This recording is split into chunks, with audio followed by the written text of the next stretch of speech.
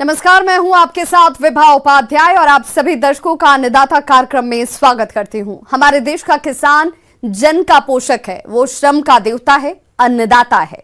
उसमें ही भारत की आत्मा निवास करती है और ऐसे ही किसानों की प्रगति के लिए हम खेती बाड़ी से जुड़ी हुई बहुत सी नई लाभकारी जानकारियां हर रोज सुबह लेकर आते हैं। तो चलिए कार्यक्रम शुरू करने से पहले देखते हैं क्या है आज के अन्नदाता में। नेपियर घास लगाएं, भरपूर हरा चारा पाएं।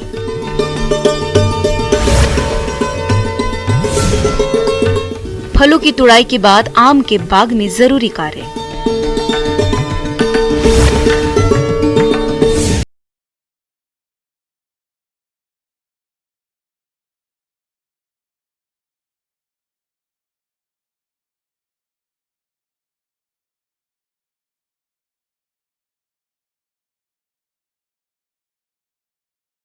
अपने प्रदेश में दिनों दिन सिंचाई जल की कमी होती जा रही है, इसीलिए पशुपालन पर काफी जोर दिया जा रहा है। ऐसे में किसानों के लिए जरूरी हो जाता है कि पशुओं के आहार के लिए कम पानी में उगने वाले चारे की फसल उगाई जाए, जिसमें नेपियर घास एक अच्छा विकल्प है। तो आप इसकी उन्नतशील किस्मों का चयन कर खेत की तैयारी करते हुए वैज्ञानिक तकनीक से रोपाई कैसे करें, इसकी जानकारी दे रहे हैं विषय विशेषज्ञ भगवत प्रसाद पांद्रे।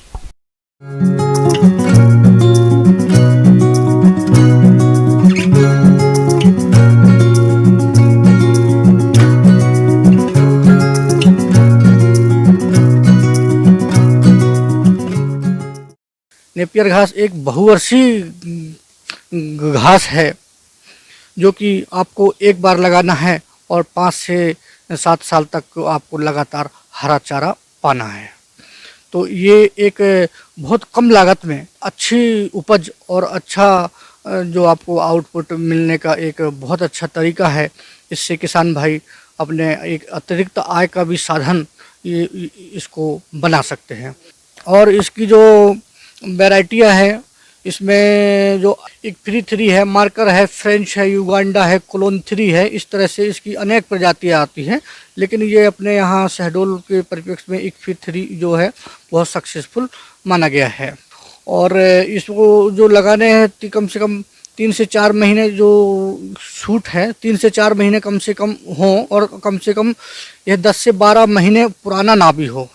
ये है इसका जो कलम शूट है, हाँ 4-5 महीने का ही होना चाहिए, बाकी ज़्यादा पुराना ना हो।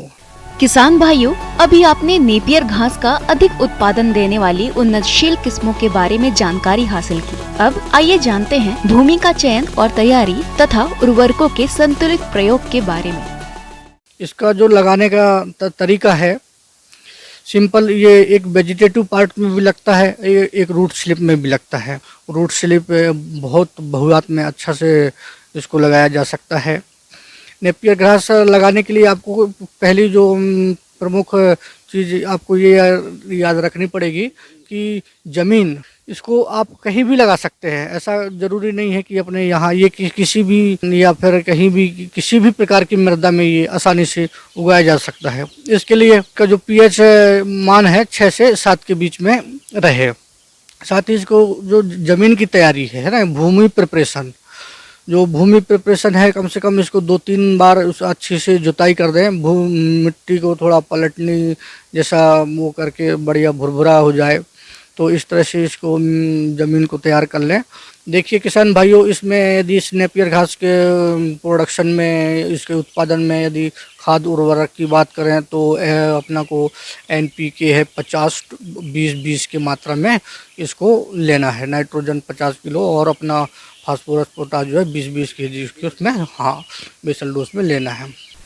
किसान भाइयों, इनमें से फास्फोरस पोटाश की पूरी मात्रा और नत्रजन की आधी मात्रा को रुपाई से पूर्व भूमि की तैयारी के समय प्रयोग करें और शेष नत्रजन की आधी मात्रा का प्रयोग नेपियर घास की कटाई के बाद करने पर हरे चारे का अधिक उत्पादन प्राप्त होता है।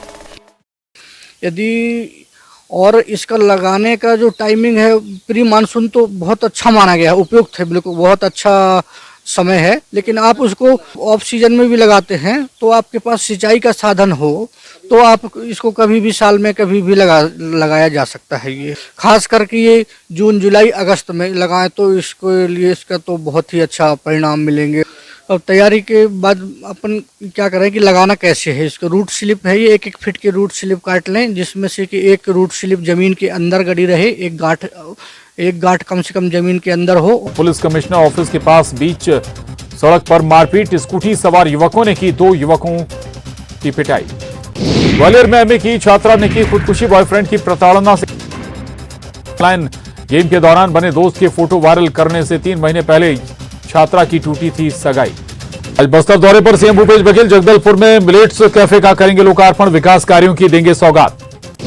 सीएम भूपेश बघेल कल विश्व आदिवासी दिवस का तिरछा हो, झुकी हो, जिससे कि उसमें स्प्रूटिंग जो है सीधे तरीके से आती जाएंगी। किसान भाइयों, नेपियर घास की फसल से हरे चारे का अधिक उत्पादन लेने के लिए फसल को खरपतवारों से मुक्त रखना तो जरूरी होता ही है। साथ ही साथ फसल की सिंचाई और सही समय पर चारे की कटाई पर भी विशेष ध्यान देने की जरूरत है। इसलिए आप इन कार्यों को करते समय सावधानी रखें। अब रही बात जो है इसकी निंदाई 3 से 4 सप्ताह में कर देना चाहिए, जिससे कि गाजर घास है या कुछ लेंटाना है, ये इस तरह से कुछ खरपतवार जैसा आ जाते हैं, तो इन सबको बीच बीच में निकालते रहना चाहिए, जिससे कि उनका ग्रोथ जो है ऑटोमेटिकली बहुत अच्छा से होता रहेगा। देखिए किसान भाइयों, अब बात आती है कि जल प्रबंधन। इसमें जल प्रबंधन कैसे करें।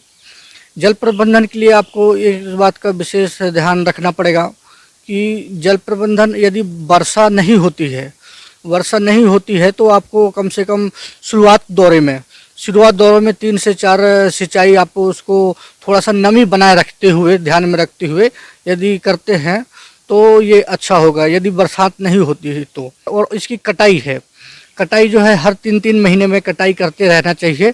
उसको कम से कम ये जो है कि 2 फीट नीचे छोड़कर ही इसकी कटाई करते रहें, तो इससे कम से कम प्रोडक्शन 200 से 400 कुंटल उपज आपको निश्चित तौर पर मिलना तय है। किसान भाई ये क्या करते हैं कि इसको जो ये पत्तियां हैं, मुख्य रूप से उसमें एक ऑक्जेलिक एसिड नामक अम्ल पाया जाता है, जिससे कि वो दुधारू पशुओं को, भैंसों को, इनकी दूध बढ़ाने की क्षमता का कार्य करता है। हाँ, तो किसान भाइयों कि जो मैंने इस प्रकार से जो बात बताई है उसको ध्यान में रखते हुए प्रैक्टिकली उसको अपनाया है। इससे आपको एक अतिरिक्त आय का जरिया ये निश्चित तौर पर आपको उपलब्ध हो जाएगा। किसान भाइयों, अभी तक आपने खेती से जुड़ी हुई कुछ उपयोगी जानकारियां देखी। अब लेते हैं एक छोटा सा ब्रेक, जल्द लौटेंगे और कार्यक्रम में आगे भी है खेती बाड़ी से जुड़ी हुई महत्वपूर्ण जानकारियां, तो बने रहिए हमारे साथ।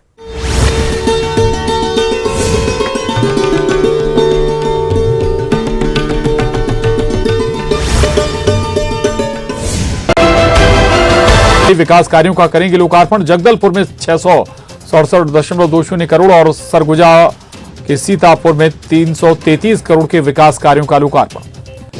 जांजगीर चांपा से कांग्रेस के चुनाव अभियान का आगाज करेंगे मल्लिकार्जुन खड़गे। 13 अगस्त को छत्तीसगढ़ आएंगे खड़गे, भरोसे के सम्मेलन में होंगे शामिल। छत्तीसगढ़ में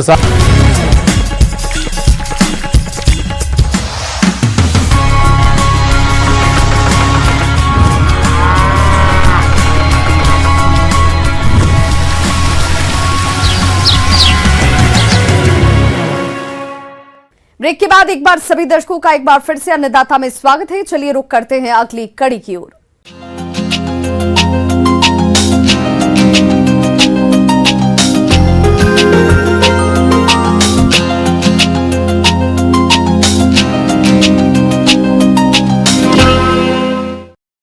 आमों को फलों का राजा कहा जाता है, जिसके बाग लगाकर हमारे प्रदेश के किसान अधिक लाभ कमाते हैं। और अभी आम के बागों में फलों की तुड़ाई हो रही है, तो इन बागों से अगले साल गुणवत्ता युक्त अधिक फलों की प्राप्ति के लिए आप इस समय कौन कौन से प्रबंधन कार्यों को किस तरह से करें, इसकी समस्त जानकारी दे रहे हैं विषय विशेषज्ञ एचएल सगर।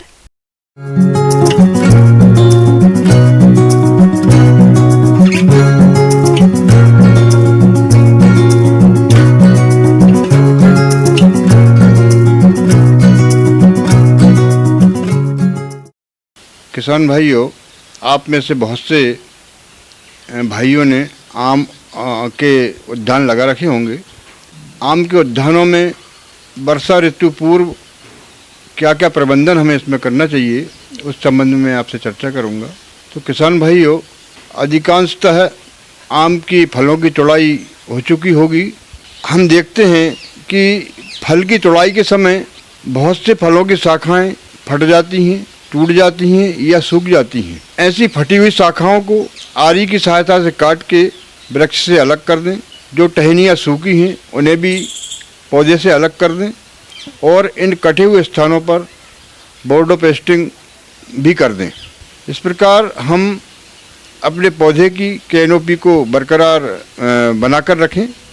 किसान भाइयों, आम के बाग से अगले वर्ष अधिक फल उत्पादन प्राप्त करने के लिए आम के बाग में खरपतवार नियंत्रण और जल प्रबंधन करते हुए इस समय खाद उर्वरकों का प्रयोग करना भी जरूरी होता है। इसलिए आप इन कार्यों को करते समय इन बताई जा रही बातों का ध्यान रखें और अपने बगीचे में समय समय पर देखते रहें कि खरपतवार आ रहे हैं तो निंदाई गुड़ाई करके उन खरपतवारों को निकालते रहें, गुड़ाई करते रहें। और हमें एक चीज़ और विशेष रूप से ध्यान रखना चाहिए, जिन बगीचों में थाला बना हुआ है उनके थालों की भी गुड़ाई कर दें, तोड़ दें उन थालों को और मिट्टी को तने के चारों तरफ लगा दें। और जिन बगीचों में पानी भराव की शिकायत है वहाँ पे जल निकास का उत्तम प्रबंध करें। अगर लंबा स्पेल बारिश का खिंच जाए तो टाइम टू टाइम सिंचाई भी उसकी करते रहें।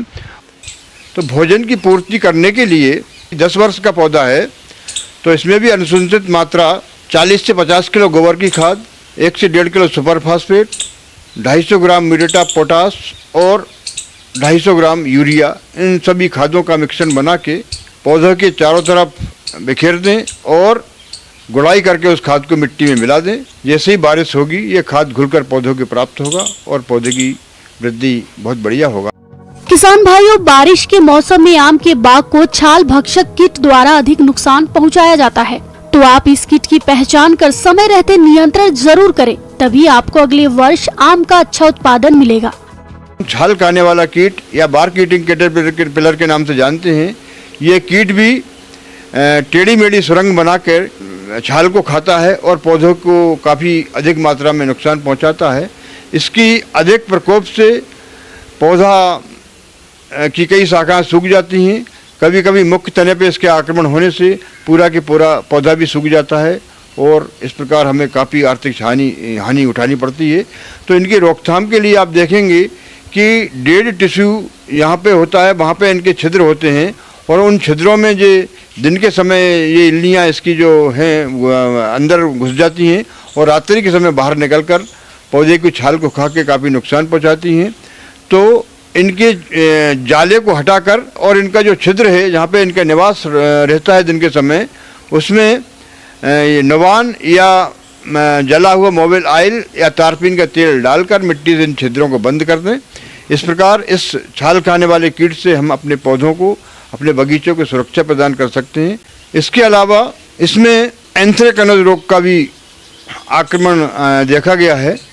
एंथ्रेक्नोज रोग के आक्रमण से पत्तों पर भूरे धब्बे हमें दिखाई देते हैं जो बाद में काले हो जाते हैं। इससे पत्तियों की बढ़वार, टहनियों की बढ़वार प्रभावित होती है, रुक जाती है और जिन पौधों पर फूल या कलिका आनी होती है वहाँ पे वो नहीं आ पाती और टहनी सूखने लगती है और पत्ते सूखकर गिरने लगते हैं। एंथ्रेक्नोज की रोकथाम के लिए ब्लाइटॉक्स 5-5-50 या 4-4-50 का स्प्रे करके इस रोग को काफ़ी हद तक कम किया जा सकता है। इसी प्रकार इसके अलावा जब हमारे फल टूट चुके होते हैं तो इसमें कुछ बोर के गुच्छे हमें नज़र आते हैं। ये बोर के गुच्छे एक्चुअल में एक प्रकार की बीमारी है जो विषाणु रोग द्वारा फैलती है। तो ऐसे गुच्छे भी अगर आपके बगीचे में लगे हों तो उनको भी आप कैंची की सहायता से काट के ज़मीन के अंदर गड़ा दें या जला दें। एक समय ऐसा आएगा कि पूरे बगीचे में इसका आक्रमण हो जाएगा। तो ऐसे गुच्छों को निकालना नितांत आवश्यक है। किसान भाइयों, उम्मीद है कि आप इन सब चीज़ों का प्रबंधन अपने बगीचों में करके अधिक से अधिक उत्पादन लेंगे। आगे और भी हैं खेती बाड़ी से जुड़ी हुई बहुत सी रोचक जानकारियां, पर यहां रुकेंगे एक छोटे से ब्रेक के लिए। जल्द हाजिर होते हैं।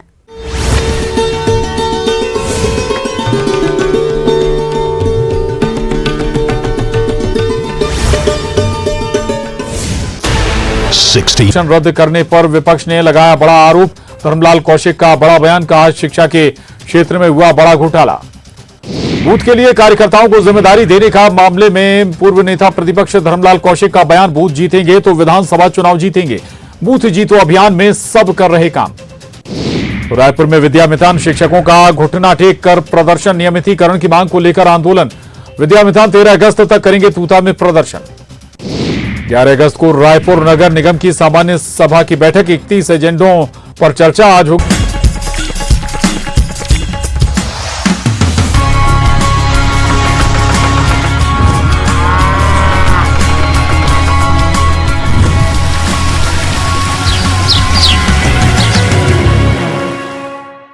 ब्रेक के बाद एक बार फिर से आप सभी दर्शकों का अन्नदाता कार्यक्रम में स्वागत है। बढ़ते हैं अपनी अगली प्रस्तुति की ओर।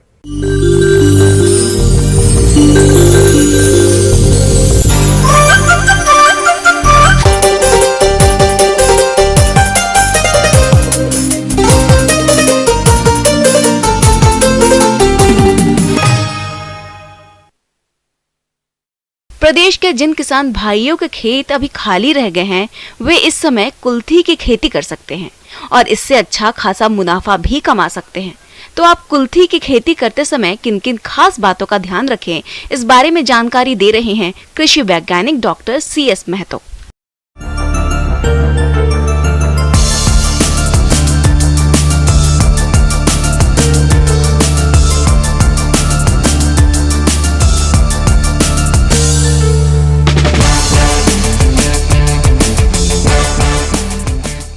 किसान भाइयों नमस्कार।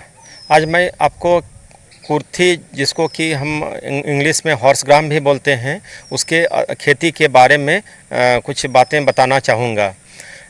जैसे कि पता है इस समय खरीफ का मौसम चल रहा है और इसमें कुल्थी भी एक दलहनी फसल के रूप में किसान भाई यहाँ के लगाते हैं।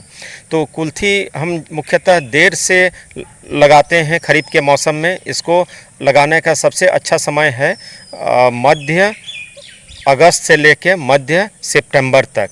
तो जब हम बारिश लगभग ढलान में आ जाता है तो उस समय इसको अपने खेतों में लगाते हैं। सबसे पहले तो भूमि का चुनाव कर लें। भूमि का चुनाव इस तरह से करें जिसमें कि जल जमाव नहीं हो, क्योंकि ये खरीफ का मौसम है और इसमें काफ़ी मात्रा में पानी बरसात होता है। तो हमें इस तरह का भूमि का चुनाव करना चाहिए कुल्थी फसल को लगाने के लिए जिसमें जल जमाव थोड़ा देर के लिए भी नहीं हो, क्योंकि कुल्थी की फसल ऐसी फसल है, ऐसी दलहनी फसल है जो कि 2-4 घंटा भी जल जमाव अपने जड़ों में बर्दाश्त नहीं करता है। और अगर जल जमाव होता है तो धीरे धीरे कुल्थी के पौधे मुरझाने लग जाते हैं और इसमें उत्पादन में कमी आ जाती है। खेत की तैयारी पर विशेष ध्यान देना चाहिए। इसके लिए एक बार गहरी जुताई करके 2 से 3 बार कल्टीवेटर से जुताई करना चाहिए। बुआई से 15 से 20 दिन पहले 8 से 10 टन प्रति हेक्टेयर गोबर की खाद को कल्टीवेटर की मदद से पूरे खेत में समान रूप से दें।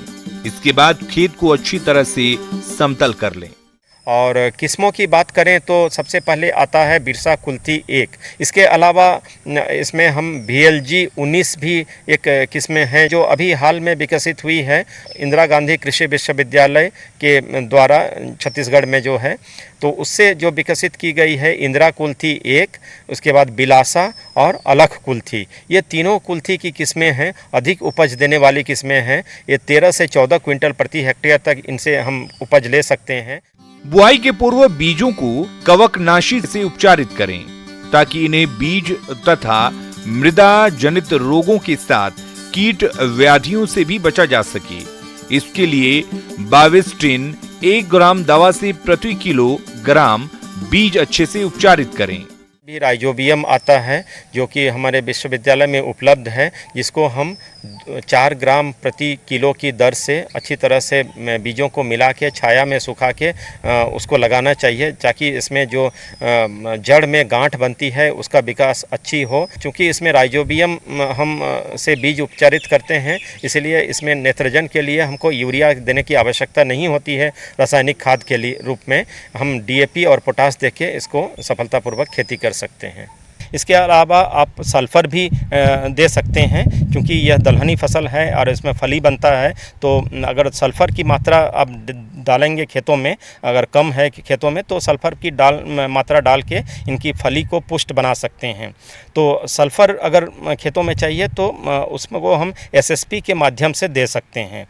जब हम कुंडों में रासायनिक खाद डालते हैं, उसके उपरांत उपचारित बीज को डालते हैं, उसके बाद अच्छी तरह से कुंडों को ढक देते हैं। जैसे कि मैंने बताया, कुंड 30 सेंटीमीटर का हम खोलते हैं। 30 सेंटीमीटर कुंड में हम सबसे पहले कि इसको लगाने के लिए हम मुख्यतः पंक्तियों में लगाते हैं, जिसमें 30 सेंटीमीटर की दूरी रखा जाता है।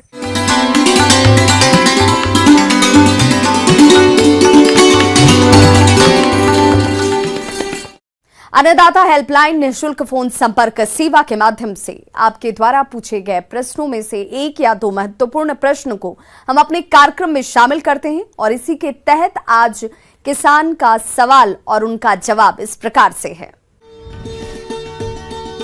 आज के अन्नदाता हेल्पलाइन में जिस प्रश्न को कार्यक्रम में शामिल किया गया है, उसे पूछा है ग्राम सेंधा, जिला रायपुर के किसान विवेक पांचाल ने। आप फसलों में ड्रोन के उपयोग और इसके लाभ के बारे में जानकारी चाहिए है, तो विवेक पांचाल जी आपकी जानकारी के लिए प्रस्तुत है कार्यक्रम का यह अंश।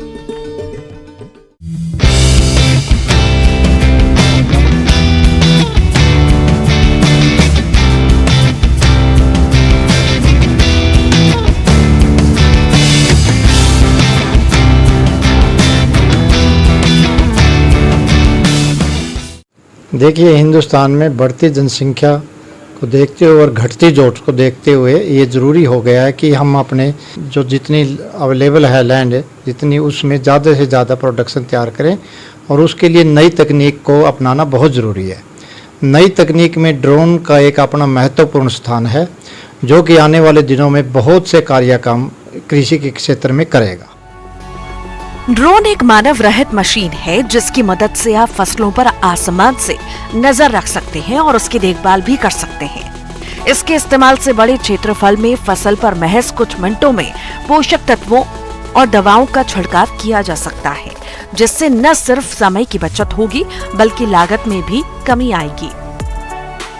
इसमें क्या होता है कि जो भी हम पहले स्प्रे करते थे, खासकर जितने भी हम केमिकल से यूज करते थे, और जब उनका स्प्रे करते तो वो एक साथ स्प्रे मैनुअली नहीं होता था मजदूरों से, क्योंकि कई जगह ज़्यादा दवाई पड़ती थी, कई जगह कम पड़ती थी। जहाँ पर ज़्यादा दवाई पड़ती थी वहाँ पर तो फसल को भी नुकसान होता है, और जहाँ पर कम पड़ती है तो वहाँ पर जो टारगेटेड हमारा या खरपतवार है या कीड़े हैं उन पे असर नहीं होता, और इसमें समय भी बहुत लगता है। तो इन सब समस्या को दूर करने के लिए ये ड्रोन एक बहुत ही कारगर सिद्ध हुआ है स्प्रे के लिए।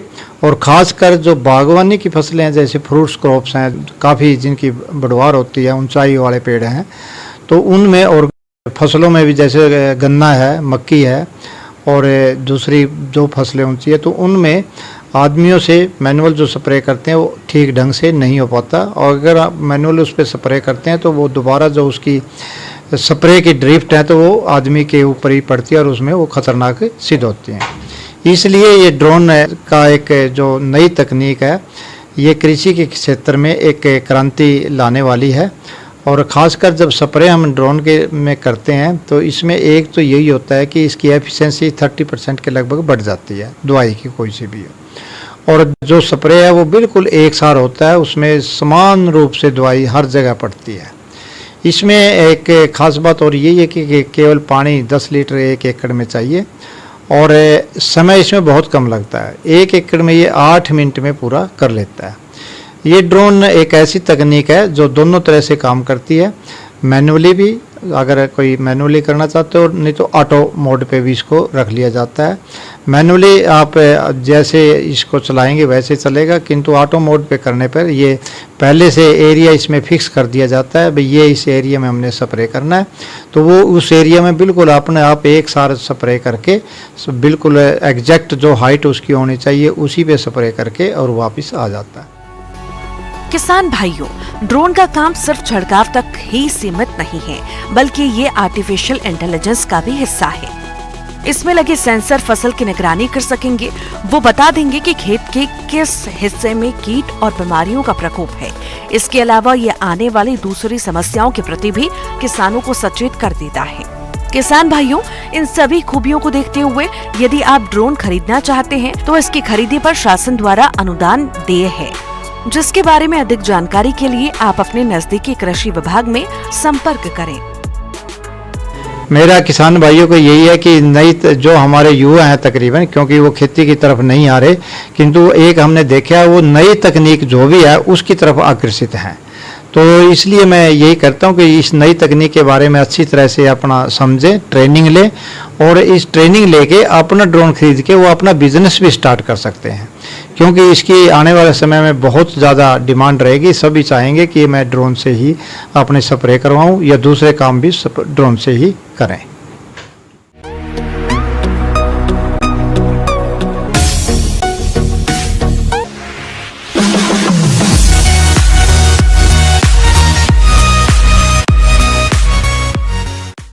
आइए अब एक नजर डालते हैं राज्य के कुछ चुनी हुई मंडियों के प्रमुख फसलों के बाजार भाव पर।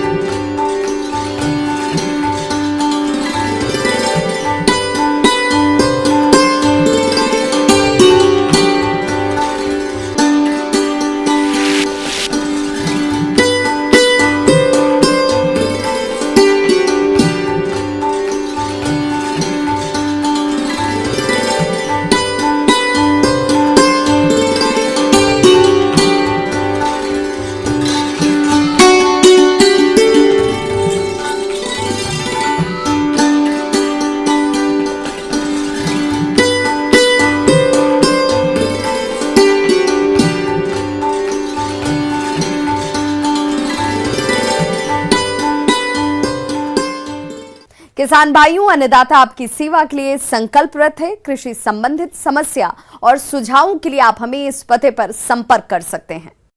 प्रोड्यूसर अन्नदाता, news 18 Madhya Pradesh Chhattisgarh, Ramoji film city Hyderabad 501512। साथ ही आप हमें ईमेल भी कर सकते हैं। हमारा ईमेल एड्रेस है p18annadatamp@nw18.com। इसके अतिरिक्त आप हमें निःशुल्क हेल्पलाइन नंबर 1800889216 पर सोमवार से शनिवार सुबह 10 बजे से शाम 4 बजे के बीच संपर्क भी कर सकते हैं। किसान भाइयों, अब समय हो रहा है आपसे विदा लेने का, तो हमारी अन्नदाता टीम को दीजिए